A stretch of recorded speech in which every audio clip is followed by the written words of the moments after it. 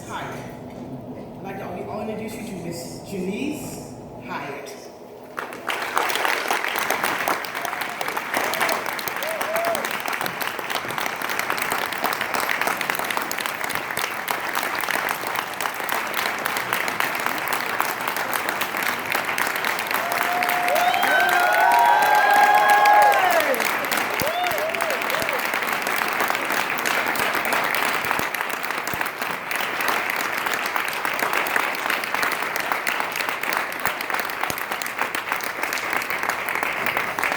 This award is given annually to a person or an organization in honor of Belinda Dunn, who was a trailblazing force for change in Massachusetts, for her ardent and unveiling advocacy for social and government change in the response to the HIV epidemic.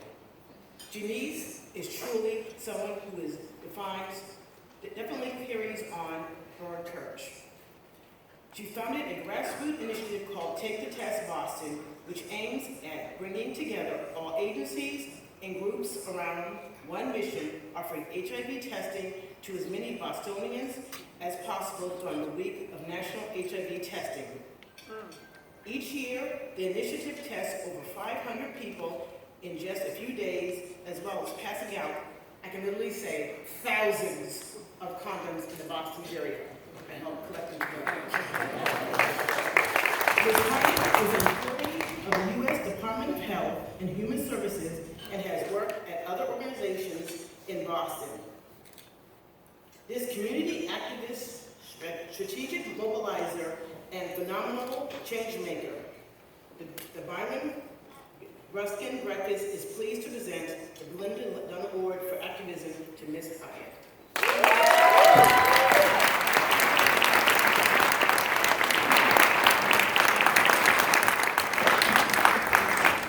Thank you all. I never received a standing ovation, and I actually am so humble I didn't want to look at it. That was pretty incredible. I'm going to talk really fast. I have a lot of things that I want to say, and everyone said, oh, we can't wait to hear you talk, and I'm thinking, I'm just saying thank yous for a very long time. So let me get started here. I want to thank you all for braving this nasty weather. It says a lot about your commitment to keeping Bayard Rustin's legacy alive. It's an honor to receive this award in the name of Belinda Dunn because she has so many things that I would like to think of myself as, starting with the fact that, like her, I too am a strong Black woman.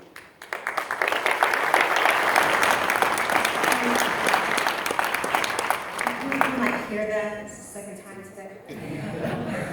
Unfortunately, I was not alive to meet Belinda in person, but her story is a powerful one. Belinda was co-infected with Hep C and HIV and was denied a liver transplant because neighborhood health plan because she was HIV positive.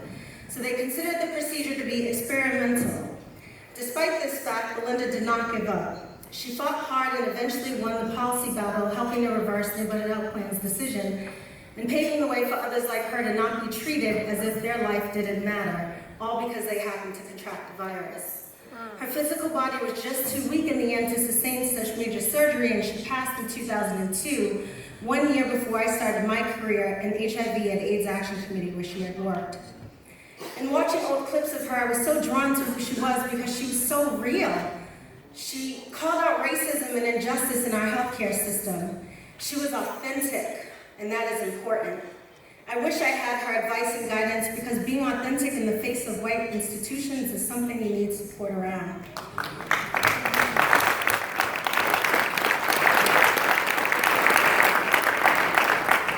It's an honor for me to show appreciation for who she was, what she accomplished, and to reassure her that her legacy is not lost in her death.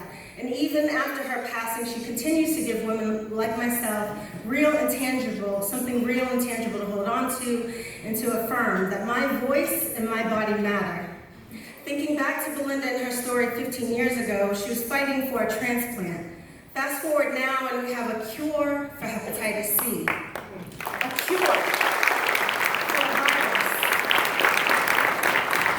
But we also have restrictive policies in place that don't make it accessible to everyone, so clearly there are more fights to be won. I want to thank AIDS Action and Fenway for hosting this event. It's an important one. And as much as I love my community, I also want to thank you for bringing it back to its home here at the JFK Library. I grew up at AIDS Action, and in fact, I was almost starting to believe it was a rite of passage of sorts to work there. I can't think of anyone doing this work that at some point in their lives didn't work for or volunteer for them.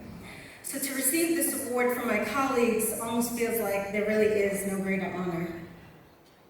To the Bayard, Rustin Breakfast Committee, thank you for your time and hard work to make the breakfast happen. Dwayne, thank you for your leadership and consideration. And to Phil Johnson, the man whose name is synonymous with this event, thank you for carrying the torch for so long. Your dedication to make this event a success every year is unmatched, and I want to acknowledge you for bearing that torch. I also want to acknowledge the founder, Hyatt, as well. I want to thank those in my office who are here today, Jessica Sheeran, and then particularly, I'm sorry, can I have some water? Just fix that really quickly. No, that's fine. I need water, thank you. Okay, so getting back to Jessica, and particularly Bessie Rosenfeld, our supervisor, for her ongoing support over the years. The women that I work with in our office are incredible. They're passionate, smart, and committed to bending the social justice arc as much possible, given our roles within the federal government. For those of you that know me personally, you know what led me to this work. My Uncle Brian passed away from AIDS-related complications, and AIDS Action was the organization that provided both my uncle and my family with an incredible amount of support. It hurt to lose him so young, and he was my favorite uncle. So when the time came to job hunt, I applied to work at AIDS Action because that organization actually meant something to me personally. And it was there that I began to feel like his spirit was guiding me because I wasn't seeking out opportunities at the time. They seemed to be handed to me, and I just followed it without question. And my deep burning desire to fix what I believe to be broken about his story is what continues to drive me for the 14 years I've been doing this work now. My great-grandmother also passed away in 2014, and she raised me for a number of my childhood years. I was a MECO student, and I had to get up every morning early, and this woman was so official, she would make me pancakes on a weekday to take out the door on the bus with me. Now this is incredible for sure, but the things my Nana really did for me wouldn't come to play until I was an adult. As I came into my adulthood, I realized it was my great-grandmother who instilled some very basic guiding principles for me that I never let go of and have taken me far in life. Always treat people the way you want to be treated.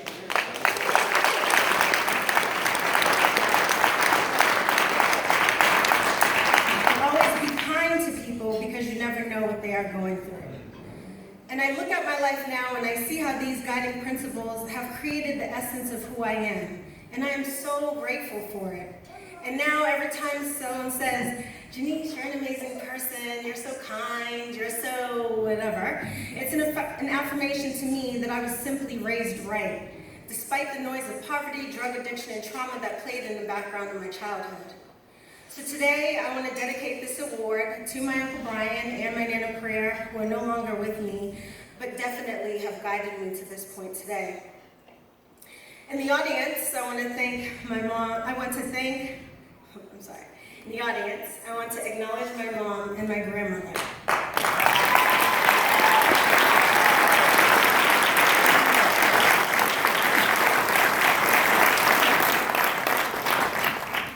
For also being shining examples in two very different ways. My grandmother was actively engaged in the community, working alongside Mel King in her day, and was the first director of the Children with AIDS program working for the city of Boston. My grandmother kept an open door for anyone in need, and I also know her contributions to my childhood carried me as well. To my mother, I know that I make you very proud, and I also know how to get on your good nerves. Thank you for being tenacious in life. Thank you for never giving up. Thank you for never judging me or making me feel like I was bad, wrong, or damaged, even when I came to you with the worst of news.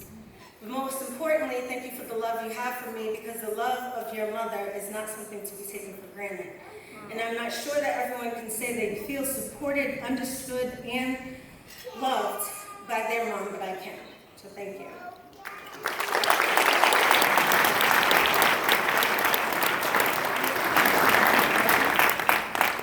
To my stepfather, who had no idea what he was getting himself into when he married my mom and got stuck with a feisty teenager who resisted him in every way. Thank you for hanging grow. To my father and my sister who came out to celebrate me, your presence here today just solidifies the new chapter we are embarking on, and I love you both. And I know this thank you might be getting out of hand at this point, but I also have to thank my community for being so bold, beautiful, rich, nuanced, and complicated, and lovely. Because it's truly made me who I am, in addition to my friends and family, and I truly believe that I am my brother's and sister's keeper. So now to Take the Test Boston. Take the Test Boston is a large-scale HIV testing community mobilization initiative that started in 2012 with simple goals, bringing the national HIV strategy to life at the local level, making HIV, Hep C, and STI screening more accessible, mobilizing, educating the community while doing so, and hopefully we address the rampant stigma around HIV as a result of our efforts. Since 2002, as Kim said, we've tested over 500 people each year during National Testing Week, mobilized volunteers, engaged small businesses, produced educational materials, and disseminated lots and lots and lots of condoms. Now, as amazing as I think I am sometimes, obviously I could not have done this alone. So I'd like to introduce you to the Take the Test Boston planning team. So planning members, can you please stand as I call you and give a snapshot of your contribution? First, I'd like to introduce you to Raquel Calderon.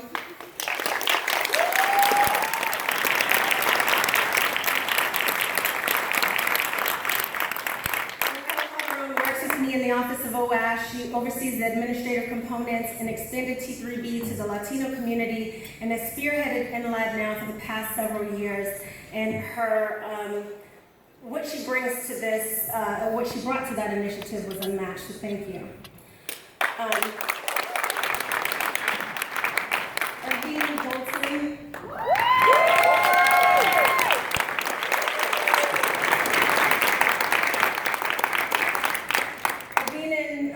Oversaw training and partnerships and really was the backbone of Take the Test throughout its inception and single-handedly coordinated activities for 2016. Irvine, if you all know Irvine, to know Irvine is to love Irvine. She is a community mom, and to have her as part of this process has been invaluable.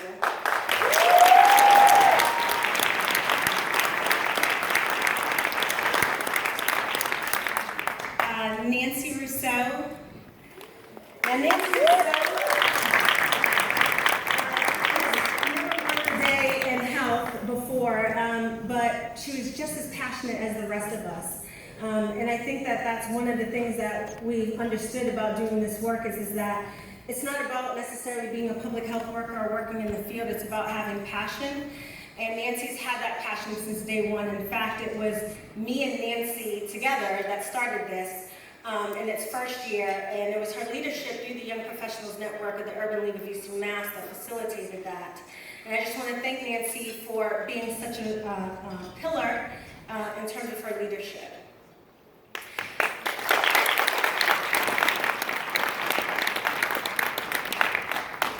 So, two more. Justin Springer.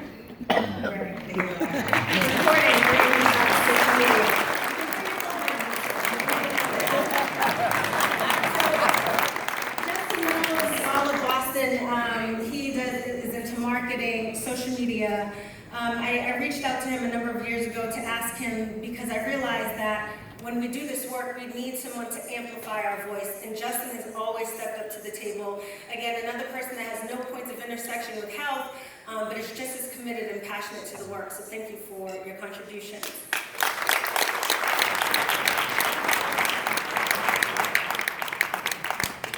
And then last but not least, I want to thank Tasha Campbell-Parker.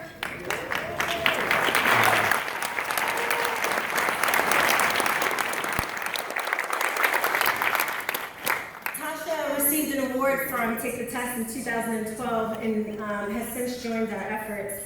She coordinates volunteers and runs social media along with Justin, and really is the next boss lady on the rise. Tasha is incredible with her just ability to get it and to show up and to do things right. And those are things that I value, and she's brought a real, a strong presence of organization and timeliness to our work. So thank you so much, Tasha.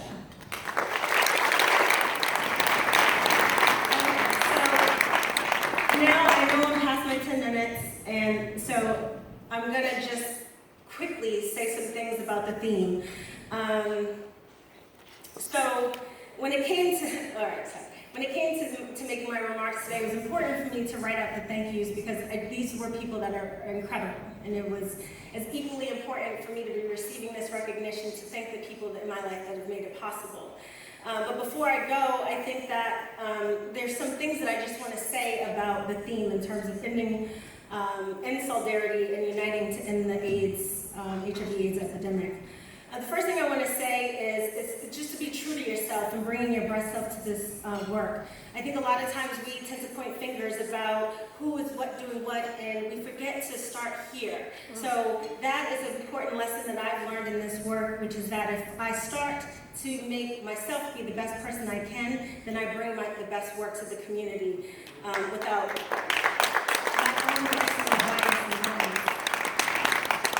sometimes we don't always have a common interest, but let's build on the places that we do. Language has been so important with this Black trans thing coming out. And I know you guys know, I'm talking about the Rachel Doolittle, I believe, and referencing herself as being trans Black. The only thing I want to say is that I'm a cis Black woman, and language becomes incredibly hard. And one of the things that I've realized in terms of my own intersectionality is that language can be a barrier. And so I just want to remind people that when we think about language within the LGBT community and outside of it, that we use it as a place to bring people in and not to call people out. Because oftentimes so many things can be misunderstood, and I just think that's important.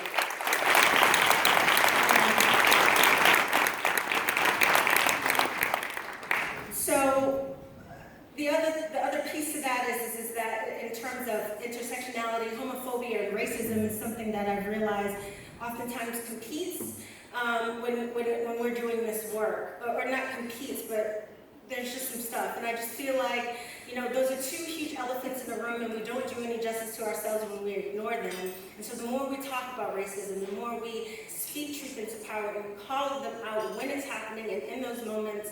And have dialogues amongst and between each other and to community outside of our silos, we will achieve more. Because there's one thing I can say is that I feel like one of my blessings in life has always been to straddle two sides. And I feel like when I say two sides, it's like, coming from the hood, working for the federal government, and these dualities. It's that we are all human beings, and we all want the same things. And I think sometimes our differences are placed there for us to acknowledge them as something to divide us. But at the end of the day, we are who we are. The last thing I want to say is that